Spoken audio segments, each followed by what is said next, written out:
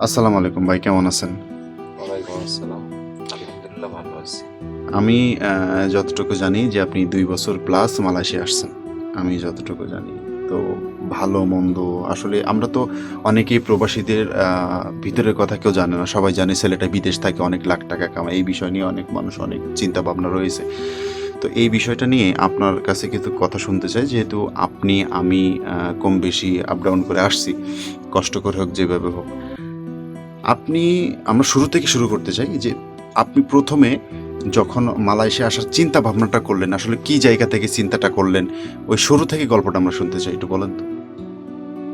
আমি মূলত কখনো ভাবিনি যে আমি বিদেশে আসবো, সত্যি কথা বলতে। তো বিদেশের শুরুটা আমার ভালো ছিল না।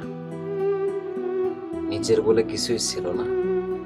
যে টাকা দেওয়া, মেডিকেল করা, খুবই কষ্টের ভিতরে ছিলাম আমি। সব মিলিয়ে উপরওয়ালা চাইছে হয়তোবা, এজন্য আমি আসছি। তো বিদেশে আসবো, সে সময় মেডিকেল করা বন্ধ খরচটাও আমার ছিল না।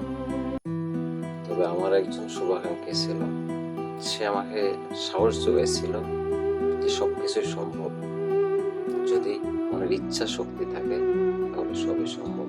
চেষ্টাটা থাকতে হবে এটার। তো আসতে মালয়েশিয়া আসতে মোটামুটি আপনি তো আসছেন বিগত প্রায় ২ বছর প্লাস আরো আগে। তো তখন মোটামুটি কত টাকা মেবি খরচ হয়েছিল? আমার সে সময় খরচ হয়েছিল ৬.৫ লক্ষ টাকা, মানে মালয়েশিয়ার দালালরে দিতে হয়েছে, মানে ও, এজেন্টে। মানে আর এভারেজে আপনার এই এটা ওটা কষ্ট দিয়ে প্রায় ৫ লাখ ৬ লাখের মতো প্রায়। আরো বেশি খরচ আরো হয়েছে, বেশি। মানে আমার আত্মীয় স্বজন সবার কাছে আমি হাত পাতছি, কেউর কাছে কখনো ১০টা টাকাও সহযোগিতা পাইনি। সবারই একটা কথাই ছিল যে তুই কখনো যেতে পারবি না, আর তোর দ্বারা কিছু সম্ভব না। তো সেই কথাগুলোতে মানে খুবই কষ্ট লাগে। আমার একটা আপন মামা আছে, সে পুলিশের চাকরি করত।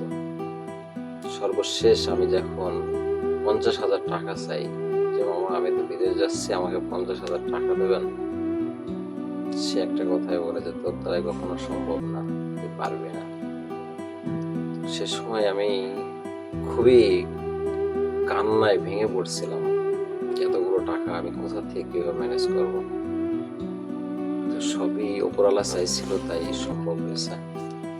এখন যেহেতু মালয়েশিয়া আসছেন, দীর্ঘ ২ বছর প্লাস যাবৎ কাজকাম করতেছেন। এখন আসলে আপনার আল্লাহর রহমতে মোটামুটি একটা ভালো টাকা আর্ন করেন প্রতি মাসে। তো মোটামুটি আসলে একটা প্রবাসীর সবচাইতে খারাপ লাগার জায়গাটা কোথায়?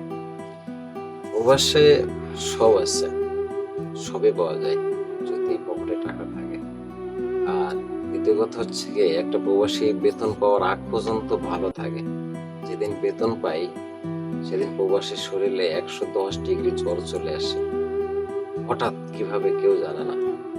কারণ টাকাটা পাওয়া পর্যন্ত আনন্দ।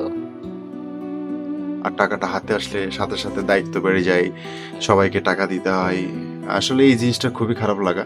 আসলে বিদেশের ব্যাপারটা এমন যে আপনার আম আসলে দেহের কোনো কষ্ট হয় না বিদেশে। বিদেশে সবচাইতে মনের কষ্ট হয়। আসলে আমাদেরকে কেউ ফোন করে জিজ্ঞাসা করে না যে, "আসলে বিদেশ কি কেমন আছিস? অনেক কষ্ট হয়?" আসলে এই কথা কেউ জিজ্ঞাসা করে না। "কত টাকা কামাস?